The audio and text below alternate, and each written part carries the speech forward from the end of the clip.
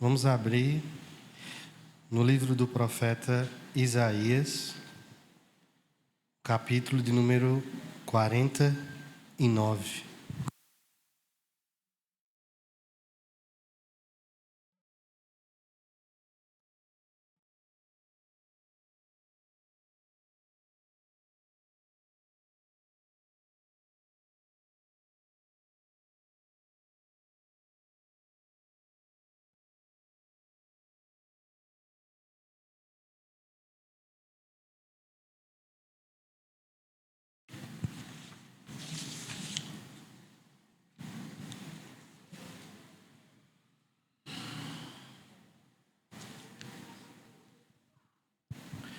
Amém, todos? Diz assim a palavra do Senhor a partir do verso número 1.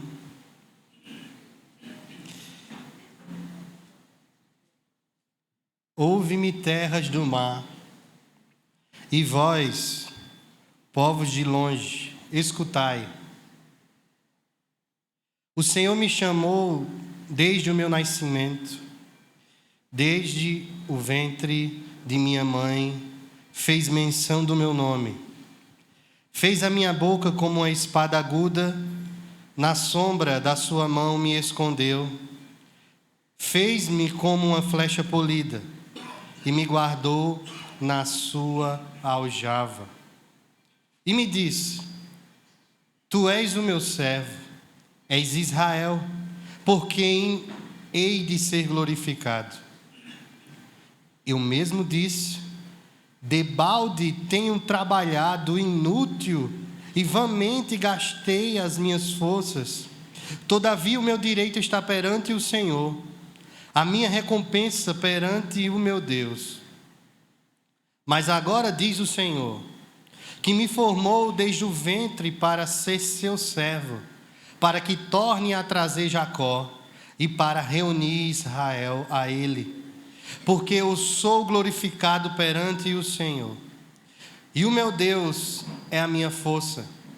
Sim, diz ele, pouco é o seres meu servo, para restaurares as tribos de Jacó e tornares a trazer os remanescentes de Israel.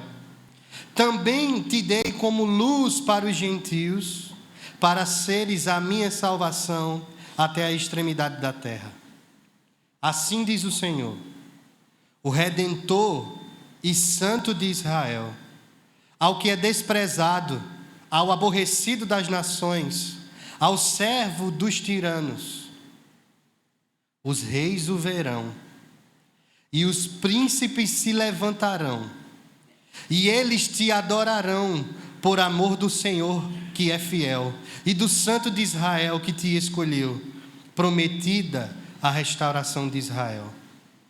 Diz ainda o Senhor: no tempo aceitável eu te ouvi, e te socorri no dia da salvação.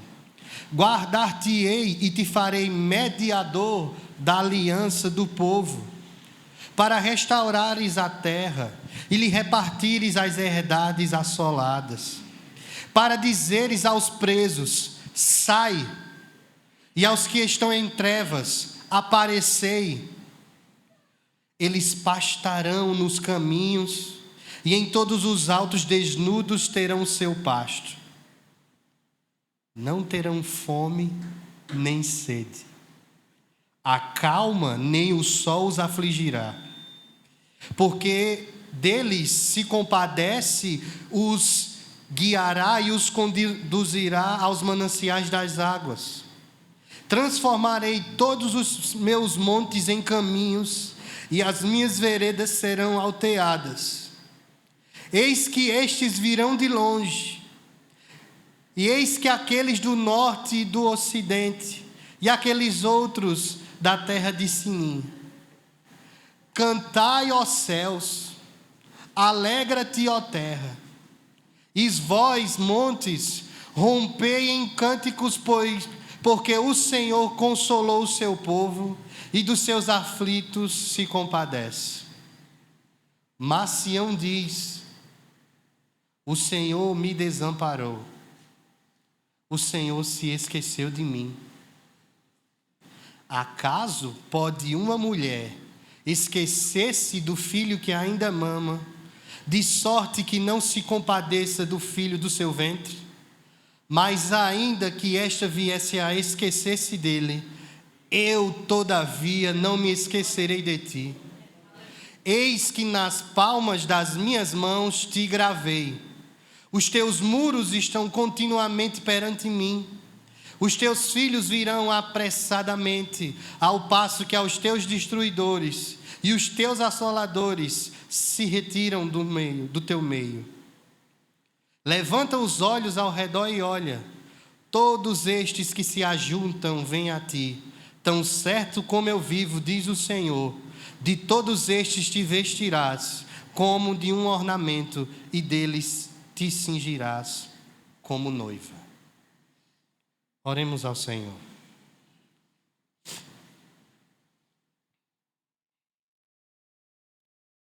Pai bondoso, nós te louvamos pela grande oportunidade que temos, ó Senhor, de ouvir a tua palavra, de meditarmos nela, e na autoridade, ó Pai, que há nela, pois ela é a tua palavra. Que teu Espírito, ó Senhor, aplique em nossos corações essas verdades, conduzindo-nos, ó Senhor, a uma vida prática diante de ti, convencendo-nos, ó Senhor, de todo pecado, da justiça e do juízo. Contemple, Senhor, os nossos irmãos que se encontram aqui, aqueles também que estão, ó Pai, online assistindo essa ministração. Que o Senhor possa, Senhor, edificar a tua igreja para a glória do teu nome, em nome de Jesus. Amém. Esquecidos jamais. Isaías é considerado por muitos teólogos, tanto judeus como cristãos, como o principal dos profetas da antiga aliança. Não apenas por conta do tamanho do documento escrito por ele, mas também pelo tema, o assunto que ele trata. O seu próprio nome já nos informa a dimensão daquilo que ele vai falar, da profecia, do oráculo que Deus deu a ele. O Senhor nos deu a salvação. Significa o nome de Isaías. Isaías, ele tem uma pregação, tem um ministério profético, onde o Senhor virá para salvar o seu povo. E ele virá para salvar o seu povo por meio do seu ungido, por meio do seu servo sofredor. E ele demonstra isso em várias profecias. Isaías, ele era filho de nobre. Ele tinha acesso ao palácio do rei. Ele teve 2 filhos, como é dito no seu livro. Era residente da cidade de Jerusalém, capital do Reino do Sul. Tinha a palavra do Senhor constante e ele entregava a liderança. Suas profecias foram dadas tanto aos reis de sua época, como também ao clero, ao sacerdócio de sua época, como também a nações circunvizinhas de Israel, no caso de Judá, do Reino do Sul. Ele se encontra no início do seu ministério, quando ele é chamado por Deus na época da morte do rei Uzias. Todos conhecem essa passagem. O seu livro profético não começa com o seu chamamento. O seu chamamento vem após. O texto vai dizer que Isaías, ele tem uma visão. E ele vê o trono do Senhor. No tempo da morte do rei Uzias, ele tem uma visão e vê o trono do Senhor, e assentado num trono, o Senhor. E essa visão espanta Isaías, pois ele sabia que ninguém poderia sair vivo de tal cena. E espantado com tamanha visão, ele relata que o Senhor ministra um anjo com uma brasa que se encontrava no altar do Senhor e toca em sua boca para que Isaías pudesse falar com o Senhor, ouvir do Senhor o seu chamamento. Deus chamou Isaías no tempo em que ele não tinha condições de estar diante da presença de Deus. O chamamento eficaz de Deus na vida do profeta veio e ele cumpriu o seu ministério profético. Semelhante aos apóstolos, Isaías também foi um mártir. Ele foi morto, cerrado ao meio, na cidade de Jerusalém, mas cumpriu sua missão de anunciar o Messias que viria. No capítulo que acabamos de ler, parte dele, o capítulo 49, faz parte de um grupo de 4 capítulos que falará acerca do servo sofredor. Esses textos se encontram no capítulo 42, no capítulo 49, no capítulo 50 e no capítulo entre os 52 e 53. Alguns teólogos vão debater a autoridade do texto de Isaías, do capítulo 40 ao 55. Porque Isaías vai falar acerca de algumas profecias de coisas muito futuras, acerca do exílio babilônico, com exímia exatidão dos fatos. E alguns querem acreditar que um outro autor, depois já da morte de Isaías, já no tempo do exílio, escreve esses capítulos. Mas confiamos naquilo que o cânon nos apresenta, de que essas palavras que acabamos de ler é a voz de Deus escrita pelas mãos de Isaías. Em um couro de animal, colocado em um vaso. Eis aqui o texto que vai nos falar acerca do servo do Senhor. Quem é o servo do Senhor? O servo do Senhor é o prometido a Adão e a Eva. É aquele que viria para esmagar a cabeça da serpente. O servo do Senhor que Isaías fala no capítulo 49. É a oferta que Abel entregou a Deus. É também a arca que guardou Noé e os animais. É a promessa do descendente a Abraão. É o amado da nossa alma. A voz aqui no texto não é de Isaías. É o servo falando para Isaías. E ele inicia dizendo: ouve-me, terras do mar, e vós, povos de longe, escutai. Esse servo que acaba de falar, ele é fiel. Esse servo que fala através de Isaías, ele é eterno. Antes da fundação do mundo, ele é. Ele estava com Deus, ele é Deus. E agora ele se coloca diante do seu povo, um povo que se encontrava encurralado.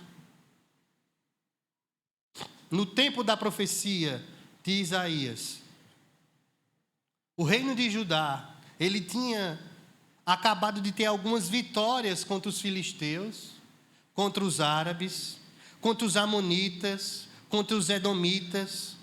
E eles fortificaram Jerusalém. Eles promoveram um grande avanço na agricultura. Eles promoveram um grande avanço no comércio. Mas, mesmo com todas essas vitórias e avanços, o povo se esqueceu de Deus. O povo começou a adorar a outros deuses. E essa nação do Reino do Sul já havia a degradação dos seus irmãos do norte, que começaram a adorar esses falsos deuses. E Deus tinha prometido que se seu povo pecasse contra ele, ele seria fiel à sua palavra e agiria com punição, porque ele ama o seu povo. E por muitas vezes levantou os seus profetas para exortar o seu povo a se corrigir. E Isaías é mais um desses, que Deus levanta para corrigir o seu povo. Mas a palavra que Deus dá a Isaías não é mais de correção, já é um anúncio daquilo que Deus faria com o seu povo. Deus promete através do profeta Isaías que não mais passará a mão, mas virá com juízo contra o seu próprio povo. Levantará os caldeus, que virão de longe, sitiarão a cidade de Jerusalém, destruirão o santo templo, destruirão os muros da cidade, queimarão as casas, matarão as mulheres, enforcarão as crianças. Tão drástico, irmãos, foi a situação que o povo ficou no tempo em que a Babilônia arrodeou Jerusalém, que as mães, quando tinham os seus filhos, após a terem, elas não tomavam em seus braços para cuidar, porque não tinha mais alimento. Elas cozinhavam os seus filhos para poder sobreviver, pois água não entrava, comida não entrava. 3 anos a Babilônia arrodeando Jerusalém. Jeremias viveu isso. E Deus disse a Jeremias que esse povo padeceria por 70 anos exilado, parecendo que Deus tinha esquecido de seu povo. Existem momentos, irmãos, em nossas vidas que parece que Deus não nos ouve. Você ora a Deus, você está na situação difícil, na tribulação, você olha para si, pergunta o porquê, você contende com Deus para saber aonde está errando. Tem momentos em que você chora, lamenta e parece que a voz do céu não chega até os seus ouvidos. Irmãos, quando vocês se encontrarem em grande tribulação, em momentos em que vocês acham que não podem mais resistir ou permanecer de pé, o nosso Senhor Jesus, Ele nos ensinou uma grande lição do que nós podemos fazer. Essa lição se encontra no capítulo 6 do Evangelho de Mateus. Ele nos ensina a orar.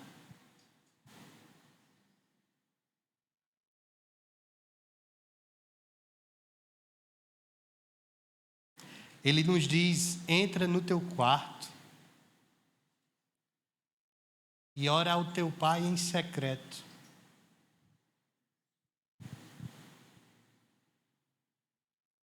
E a resposta virá.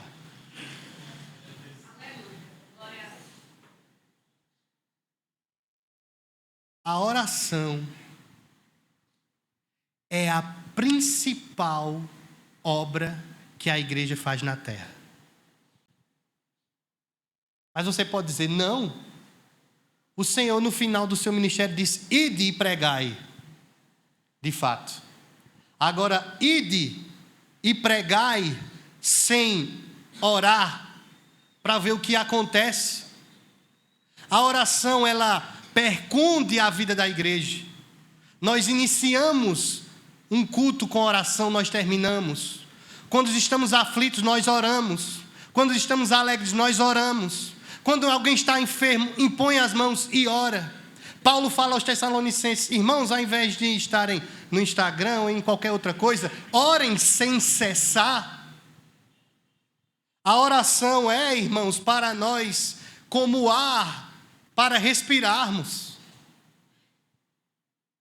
Mas os crentes não gostam de orar. Por isso estão fracos. Por isso não resistem ao tempo de tribulação. Ouve-me, ó terras. O servo do Senhor vos fala. Vós, povos de longe, escutai.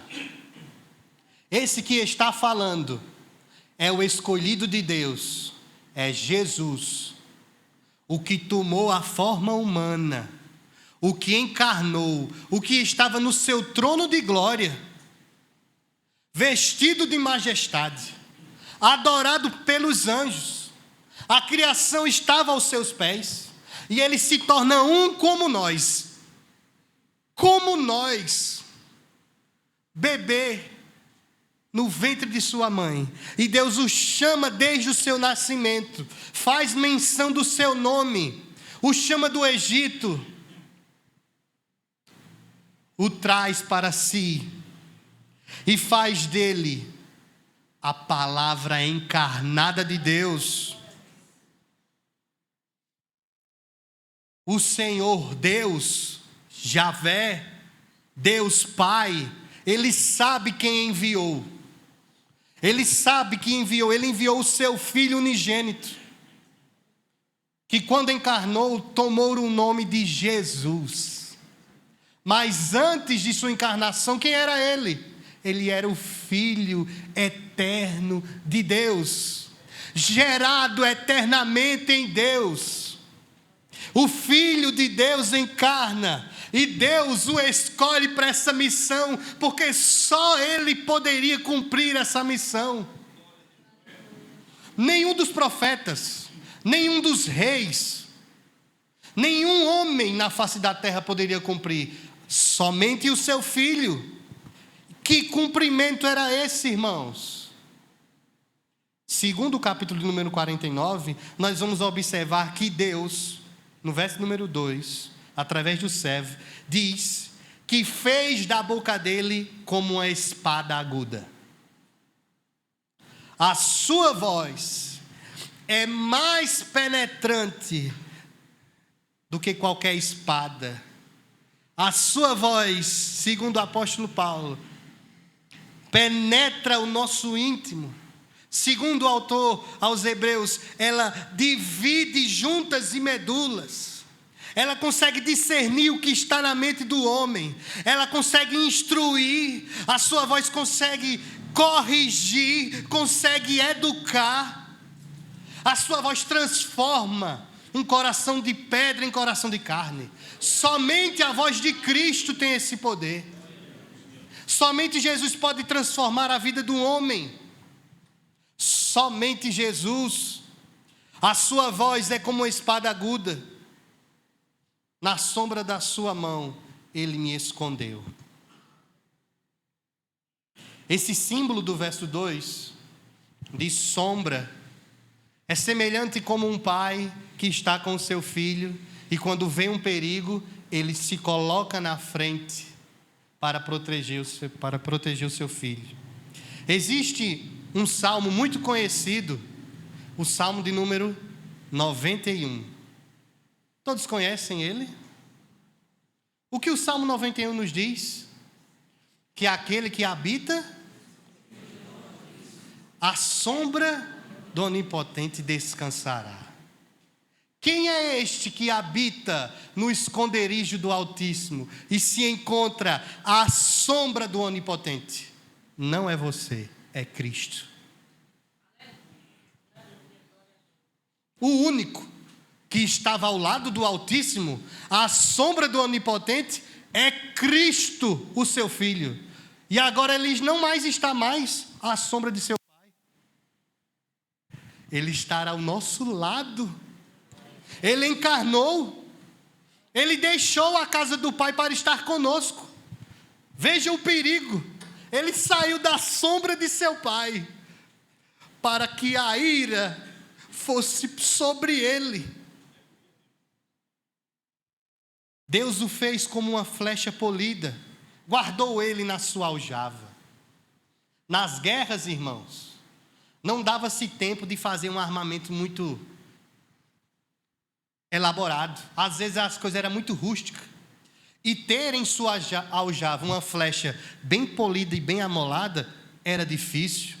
Poucos exércitos tinham isso.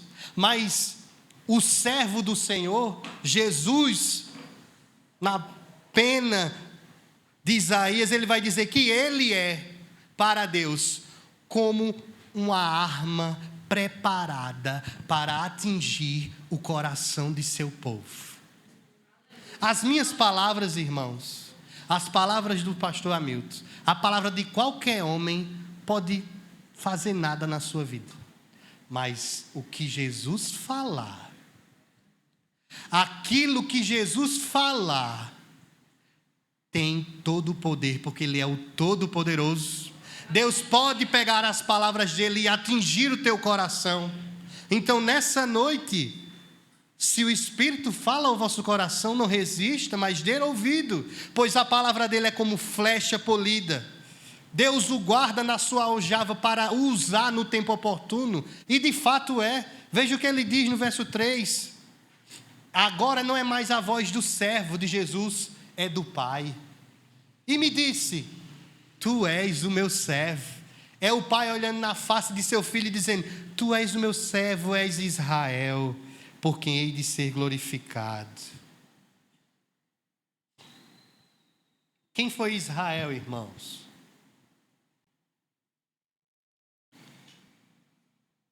Em Gênesis existe uma passagem aonde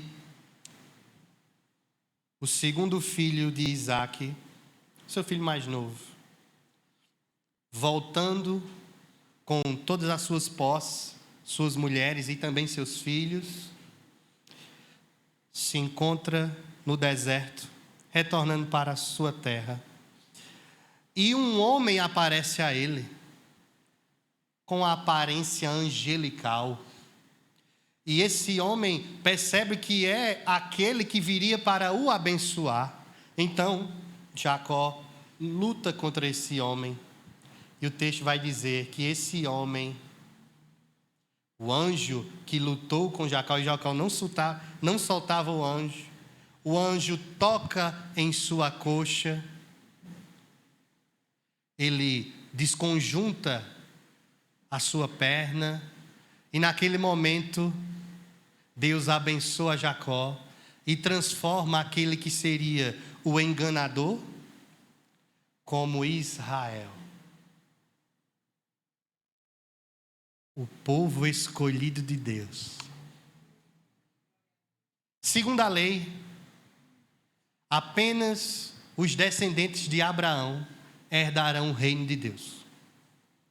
Não somente os que são descendentes de Abraão, mas aqueles que guardam a lei, aqueles que cumprem a lei, aqueles que são circuncidados ao 8º dia, aqueles que cumprem cerca de mais de 600 mandamentos, aqueles que se abstêm no sábado, e sobre todas essas ordenanças, tais pessoas, esse grupo seleto, exclusivo, terá a oportunidade de encontrar-se com o Eterno. Essa era a mente do povo judeu, ainda é. Mas o servo do Senhor, o verdadeiro Israel, a quem Deus Pai será glorificado, vai nos falar que a glória do povo de Deus não se encontra no povo, se encontra no Deus do povo, se encontra na providência que Deus deu ao seu povo. E quem é a providência do povo de Deus? É Cristo. De fato, Ele é providência em nossa vida. Ele providenciou o Cordeiro para Abraão. Ele providenciou para nós o Cordeiro. Eu mesmo disse, verso 4, toma a voz a pessoa de Jesus, do servo. Debalde tenho trabalhado inútil e vãmente, gastei minhas forças, todavia o meu direito está perante o Senhor, a minha recompensa perante o meu Deus. Aparenta aí, irmãos, uma contradição. do servo do Senhor, nesse diálogo entre o Senhor e seu servo, ele diz que parece que está trabalhando em vão. Ele fez a sua obra, mas o seu direito está perante o Senhor. Parece que ele não está vendo o resultado de sua obra.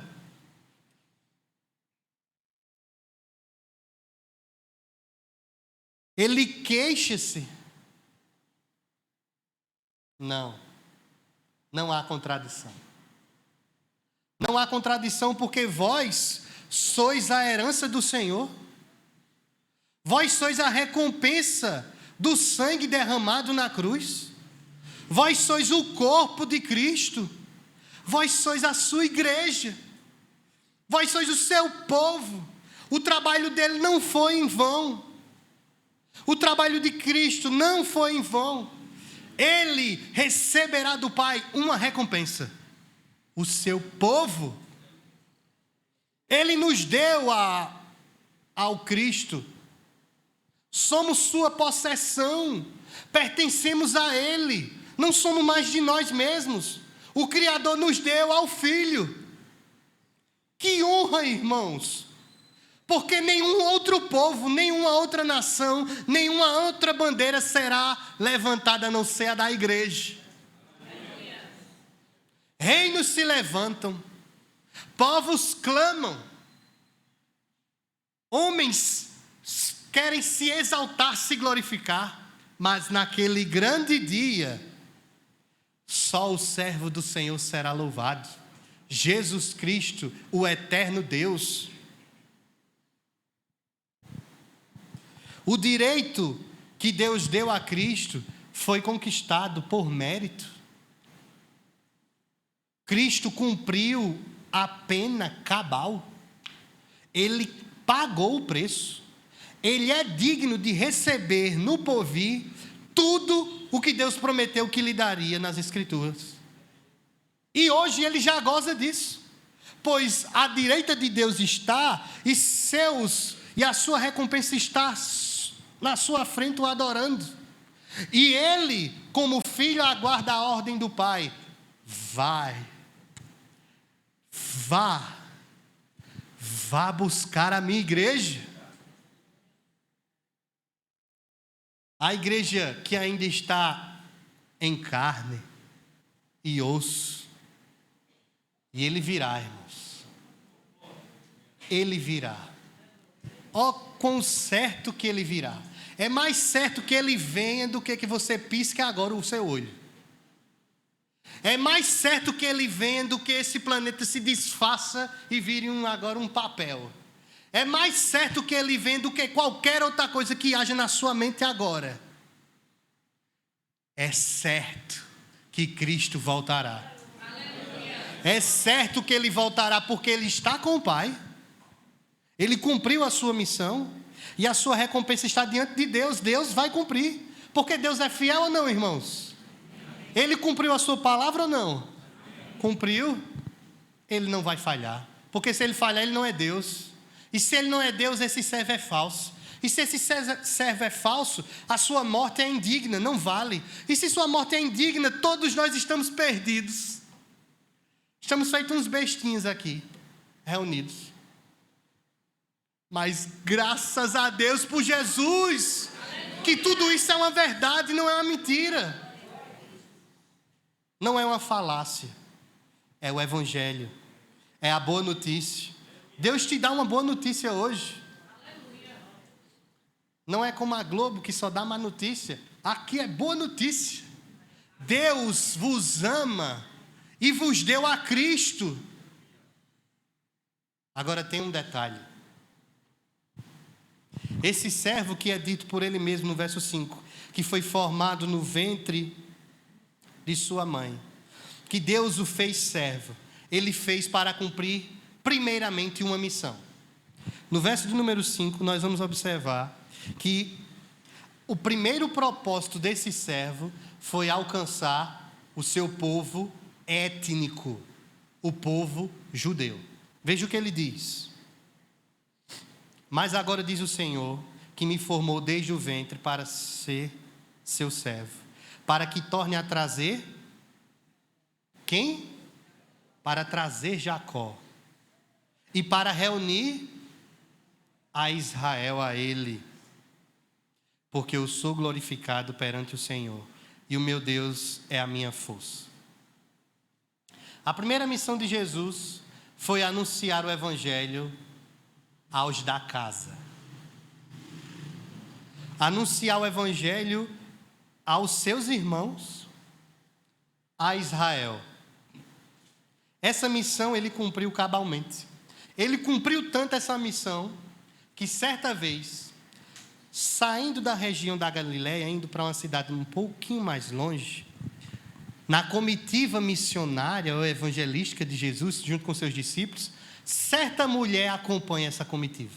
E essa mulher era Ciro Fenício. Ela não era descendente de Abraão, mas ela ouviu falar de Jesus. E o texto diz que ela clamava. E lá no final da fila, Jesus na frente, e ela chamava por Jesus. E clamava por Jesus, pedindo que o Senhor ouvisse o seu clamor e curasse a sua filha. Esse Jesus que veio para cumprir o seu propósito, ele diz que não era lícito, não era digno. O primeiro alimento, o pão que desceu do céu, primeiro era para ser dado a Israel. Mas a mulher creu. Ela sendo gentia, creu que se, nem que seja uma migalhinha deste pão, poderia alimentá-la. Tamanha fé essa mulher teve. Outra vez, estando ele na região da Judéia, havia curado muitas pessoas e estava voltando para a Galileia, e no caminho um romano aparece para ele. Um servo de um centurião corre e pede a Jesus que cure alguém que estava enfermo em sua casa. E o Senhor Jesus decide ir até a casa de um romano. Um judeu não podia ir na casa de um romano. Judeus não falavam com romanos, não falavam com cobradores de impostos e também não falavam com gentios. Aí agora, nesse momento, um romano chega para Jesus e convida ele para curar o seu servo. E Jesus, ok, irei à tua casa. O homem de tamanha fé diz que não era necessário Jesus ir até lá. Ele podia dar uma ordem. Veja a fé de um homem que creu que pela palavra, esse que é a espada aguda de Deus, podia falar onde estava. E aonde estava o seu poder, iria até o enfermo. Aleluia. Que poder é esse que esse homem tem? Esse é o servo do Senhor, esse é Jesus. Então, primeiramente, ele aparece ao seu povo, ele aparece a Israel e proclama a salvação a Israel. Pois o Senhor é a sua força. Mas, graças a Deus pelo verso 6, pois essa obra não ficou restrita apenas aos judeus, porque se fosse, irmãos, nenhum de nós aqui, nenhum de nós, olhe para a pessoa que está no seu lado e diga assim: você não poderia, porque você é gentil. Mas o verso 6 precisa ser, como diz o pastor James, escrito com letras douradas. Sim, diz ele, pouco é os seres, meu servo, para restaurares as tribos de Jacó e tornares a trazer os remanescentes de Israel. Também te dei como luz para os gentios, para seres a minha salvação até a extremidade da terra. Nessa época, irmão, qual era a extremidade da terra? Vou até tomar uma água agora.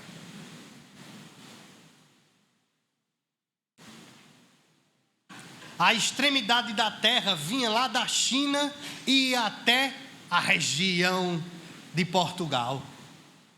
Pois a terra conhecida era só a Europa, a África e a Ásia. Eis aqui nós, escondidos estávamos, os índiozinhos brasileiros, somos as suas extremidades, aonde ninguém poderia saber, ou ciência pelo menos na época não sabia, mas Deus sabia que um dia, em uma região extremamente quente, num dia de muita chuva, um povo se reuniria para ouvir a palavra do servo do Senhor. Eu nunca imaginei estar aqui. Você também nunca imaginou estar aqui. Mas essa luz alcançou a nossa vida. Essa luz dissipou as trevas. Rompeu os grilhões. Essa luz, não como diz Roberto Carlos, mas é Jesus. É Jesus. Porque João em sua carta diz que recebeu do Senhor uma mensagem e anuncia a todos nós que Deus é luz e nele não há trevas nenhuma. Portanto, todos os que foram iluminados pela luz do Cristo, do Verbo encarnado, devem andar em luz, assim como ele andou. Então, como poderei eu ser iluminado pelo Deus que é luz e permanecer em trevas? Como eu poderei comungar com as trevas se a luz já habitou em mim e me iluminou? Farei de Deus mentiroso? Não. Confessarei o meu pecado. E assim como é certo, quando a água cai do céu e toca no chão e cumpre o seu devido efeito, o perdão de Deus através do seu sangue vem sobre nós. Quando confessares os vossos pecados, Deus os perdoará. Porque a obra do servo foi para isso. Foi para vos alcançar, vos limpar, vos iluminar. Pois ele é, irmãos, para nós, o nosso Redentor. Verso 7. Assim diz o Senhor, assim diz o Redentor, o Santo de Israel. Ele diz ao que é desprezado. Muito interessante esse verso, irmãos. Alguns irão querer interpretar como esse que é desprezado, aborrecido e servo de tiranos, seja literalmente o povo de Israel. Não.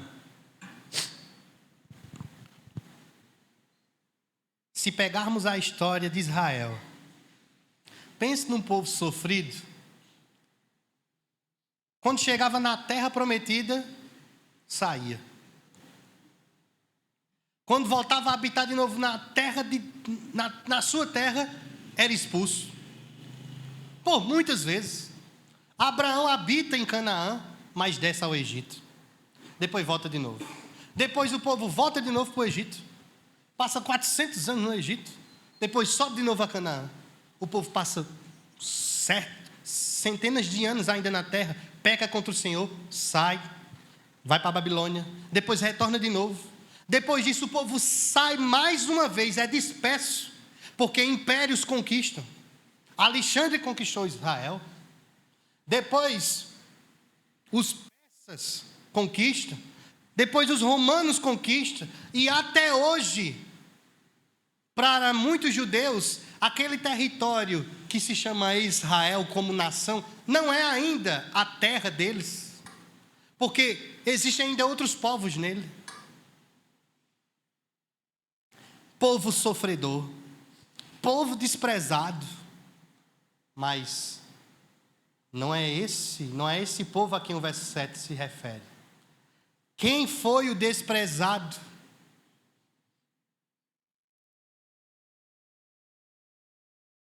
Semanas atrás, celebramos a Páscoa. Todos acreditam que se lembram. Na semana da Páscoa, uma semana antes, é celebrado o dia de Ramos. Né, irmão Ramos? O dia de Ramos, irmãos, é algo muito engraçado. Porque o povo, em um domingo, recebe a Cristo, louvando a Ele, o exaltando como rei, e no outro, o vê ressuscitando, porque o tinham matado na sexta-feira. Uma contradição. O Cristo que entrou em Jerusalém louvado, não saiu de Jerusalém triste, nem amordaçado. Ele continuou saindo louvado,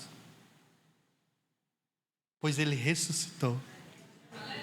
Para os homens ele morreu, ele sofreu grande dor, a sua carne foi dilacerada, sangue foi derramado, pregos foi colocado em suas mãos e seus pés, lança foi furada ao seu lado, uma dor humana ele sentiu, e uma dor divina, pois o pecado estava sobre ele.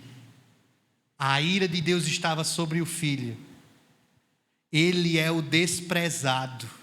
Ele é o aborrecido das nações. Ele é o servo dos tiranos. Os tiranos se levantaram contra ele naquele dia. Pilatos é um exemplo dele. Tantos outros tiranos têm se levantado contra o corpo de Cristo. Você acha que você é perseguido, é atribulado pelo mundo porque você é dessa igreja? Não, é porque você é de Cristo. Porque eles não aborrecem a você, eles aborrecem a Cristo. É por conta do nome dele que padecemos. Mas esse Jesus vai nos ensinar no capítulo 5 do Evangelho de Mateus que se há algum momento formos perseguidos por conta do nome dele, nós devemos nos alegrar por essa honra. Muitos virão e adorarão a Cristo. Naquele grande dia, segundo Paulo aos Filipenses, ele que já tomou o nome que está acima de todo nome, esses homens se dobrarão diante dele, uns como servos amados por Cristo, outros se dobrarão, enxergarão ele como Senhor, mas receberão dele ira, condenação. Mas ele verá a adoração, pois ele é Deus. O Santo de Israel foi escolhido para restaurar o povo de Deus. Essa é de fato, irmãos, a principal missão de Cristo: restaurar-nos para o Pai, conquistar-nos para o Pai. O segundo propósito de Cristo, além de conquistar o povo judeu, é conquistar-nos, os gentios, as nações, todos aqueles que tiverem a mesma fé de Abraão, crerem no Cristo crucificado e entregarem a sua vida. Hoje, esse Cristo é exaltado no coração daqueles que creem nele. Hoje, a extremidade da terra vê a glória do Senhor, a glória do Redentor, pois Deus o fez mediador da aliança. Verso 8. Diz ainda o Senhor: no tempo aceitável eu te ouvi e te socorri no dia da salvação. Guardar-te-ei e te farei mediador da aliança do povo. Mediação é algo que só Cristo faz. Para os católicos, Maria também é uma medianeira. Ela intercede ao Pai para com os homens, para eles. Mas as Escrituras não nos apresentam isso. As Escrituras só nos apresentam um mediador. o servo do Senhor, o Cristo, Jesus. Ele é que faz a ligação entre o Pai e o seu povo. Ele é que dá a oportunidade para que o indigno alcance salvação. No tempo aceitável ele veio, ele tomou a forma humana, nascido sob a lei, nascido de mulher, veio para restaurar o povo, e o dia da salvação está diante de nós. Ele é a nossa salvação, Cristo Jesus. Ele ouviu o nosso clamor. O clamor de nossas almas foram ouvidas por Cristo, pois estávamos como esses do verso 9. Estávamos presos, estávamos em trevas. E assim como Paulo diz aos Colossenses, vamos abrir Colossenses capítulo número 1, rapidamente.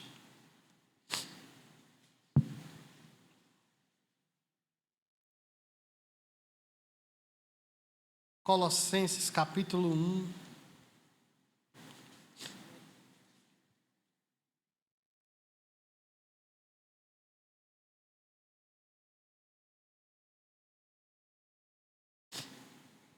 Paulo vai nos dizer a partir do verso 13 que esse servo do Senhor, Jesus Cristo, ele nos libertou do império das trevas e nos transportou para o reino do Filho do seu amor, no qual temos a redenção, a remissão dos pecados.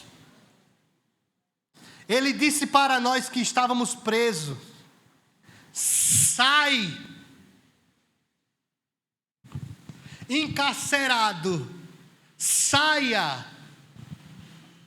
E aquilo que prendia as nossas mãos caíram. Ele disse para aqueles que estavam em trevas: aparecei, sejam iluminados. E esses foram. Assim como uma ovelha escondida e guardada no fundo de uma fazenda, trancafiada na escuridão, o bom pastor Jesus pegou-nos, limpou, trouxe-nos para a luz e nos fez pastar. Pastarão nos caminhos, Ele nos dará do seu alimento. Irmãos, que obra magnífica Cristo fez. Pois o símbolo agora que Isaías vai tratar na sua profecia, do verso 10 ao 12, é algo fantástico. Pois este servo, que é a palavra encarnada de Deus, pela sua palavra, ele tinha o poder de reestruturar o relevo do planeta. Mas só que ele não está falando de um relevo normal. Ele está falando do coração do homem. Nenhum engenheiro na face da terra consegue tirar essa cidade daqui e transportar para outro lugar. Primeiramente porque ela está registrada em um planalto fixo. Não tem. É impossível. Mas se há um coração altivo, duro, pedregoso, seco, Jesus tem um poder de aplanar. Ele tem o poder de tornar os montes como vales. Ele tem o poder de alargar as tendas, de abrir as veredas. Ele fez isso em seu coração. Isso é uma palavra profética, uma argumentação filosófica bela para tentar ilustrar-nos a grandeza do que ele fez em nós. Irmãos, o seu coração só desejava o mal e o pecado. E ele aplanou as montanhas do seu coração. Ele tornou o caminho reto. Só Cristo pode fazer isso. Por isso que ele levanta, no verso de número 13, em alta voz, como um grande clamor, uma convocação. Ele não chama o povo, ele agora chama a criação. Cantai, ó céus, e alegra-te, ó terra. Vós, montes, rompei em cânticos, porque o Senhor consolou o seu povo e dos seus aflitos se compadece. A terra são os estrados de seus pés. O firmamento anuncia as obras de suas mãos. Sabei que o Senhor é Deus. Foi Ele que nos criou e dele pertencemos. Louvem ao Senhor por tamanha obra. Corações duros se aplanem diante desse Deus. Não endureçam a voz do Senhor, pois Ele consola o seu povo. Ele ama o seu povo.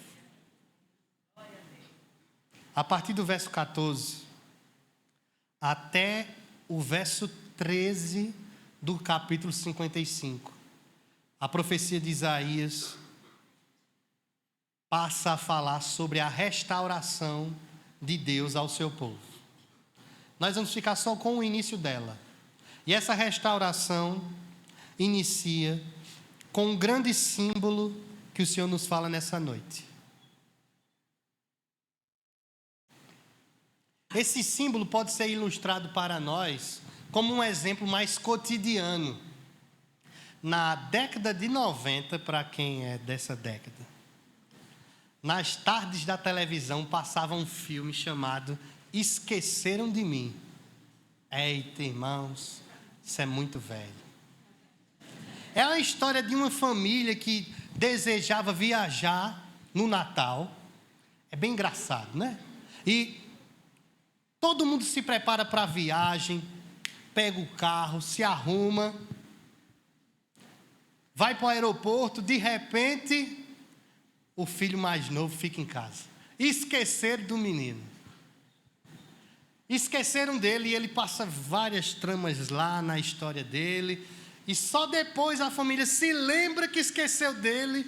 E quando volta as coisas já estão tudo resolvidas.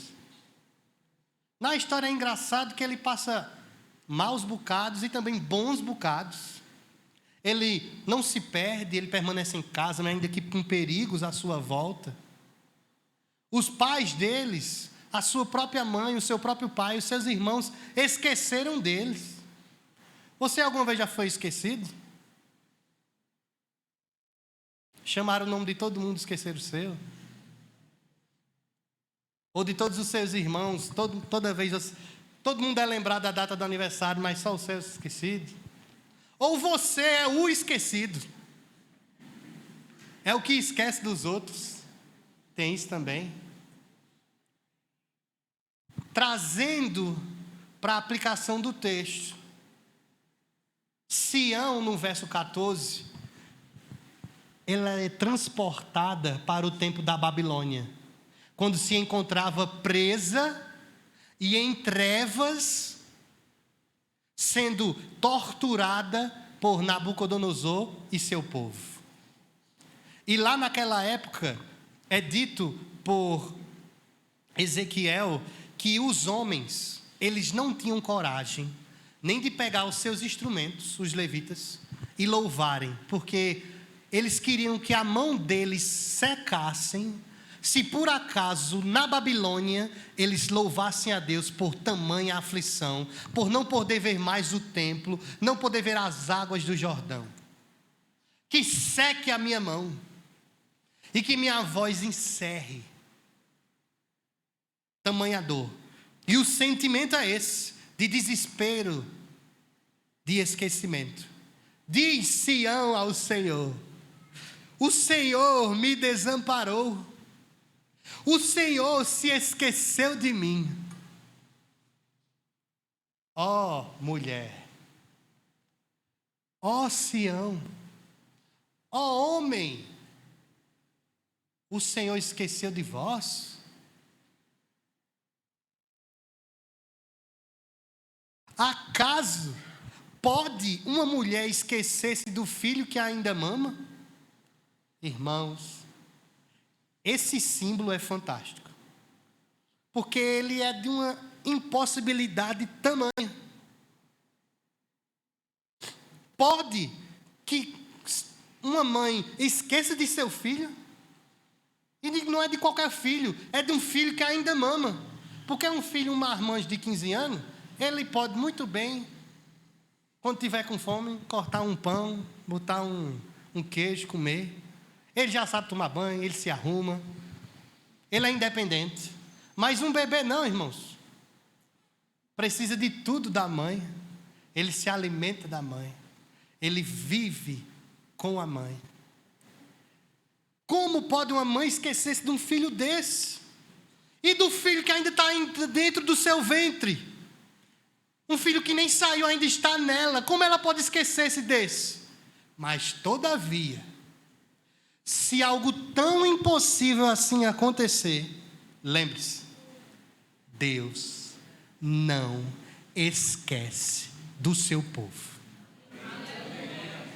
Ainda que algo tão enorme aos nossos olhos possa apresentar como se Deus tivesse esquecido de nós, não.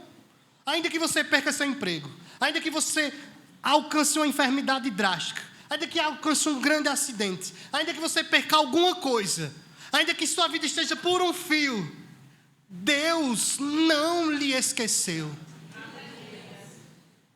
Porque Ele é Deus. Ele gravou-nos na palma de sua mão. A garantia de que Deus lembra de nós não é a sua beleza, o seu nome, nem sua conta bancária. É a cruz. A cruz é o que faz Deus lembrar todos os dias. E todos os dias a sua bondade e a sua misericórdia nos acompanham. Ainda que estejamos no vale da sombra da morte, a sua bondade e a sua misericórdia nos acompanham. Portanto, irmãos, não se desesperem. O Senhor é convosco. Entregue a sua vida ao Senhor. O servo do Senhor veio para cumprir essa missão e Ele a fez. Ele vos ama. Viva para Ele. Porque a obra principal do Messias foi nos reconciliar com Deus. Segundo Paulo aos Efésios, tanto gregos como judeus, como gentios, todos de todos os povos e nações. Ele veio para nos reconciliar, fazer um só edifício, fazer um só corpo. Pois Ele é, irmãos, o mediador dessa aliança. É Cristo. Cristo é o mediador entre Deus e os homens. Sendo assim, irmãos, aqueles que não têm a Cristo, não têm a Deus. E nessa noite, você pode ter a Deus se tiver a Cristo, se crer em Cristo, se arrepender de seus pecados, confessá-lo como Senhor. Você pode fazer isso no seu lugar. Você pode orar ao Pai e entregar a sua vida a Ele. Pois o Evangelho nos diz que aqueles que confessarem a Cristo diante dos homens, tais serão confessados diante do Pai. Mas aqueles que o negarem, também serão negados naquele dia. Portanto, vivam uma vida fiel da palavra. Porque, irmãos, não pense que porque um dia você levantou a mão e veio aqui na frente e diz que creu em Jesus, que você é a igreja. Isso é algo muito contemporâneo. A igreja primitiva, a igreja da época medieval, a igreja dos puritanos, não havia confissão. Ninguém se levantava e dizia: eu quero Jesus. Eles simplesmente se arrependiam de seus pecados e viviam a palavra. Não precisavam se levantar e declarar para mostrar, porque a vida deles são testemunho de que amam e servem ao Senhor. Então, muito além do que vir aqui levantar as mãos, viva Cristo na sua casa, viva Cristo no seu trabalho, viva Cristo aqui. Confesse-o todo dia, entregue a sua vida e se arrependa de seu pecado, pois Ele está voltando. Ele está voltando e virá para buscar os seus, pois Ele é fiel. Oremos ao Senhor.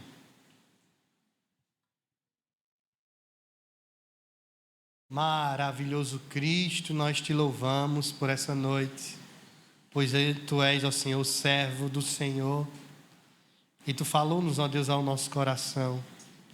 Por isso, ó Deus, confronta aqueles que em dúvida estão. Fortalece, ó Deus, aqueles que fracos estão. Os que se encontram em pecado, que se arrependam de seus pecados e se entregam ao Senhor. Pois a única salvação vem do Cristo.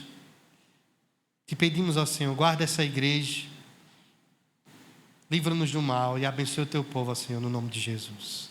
Amém.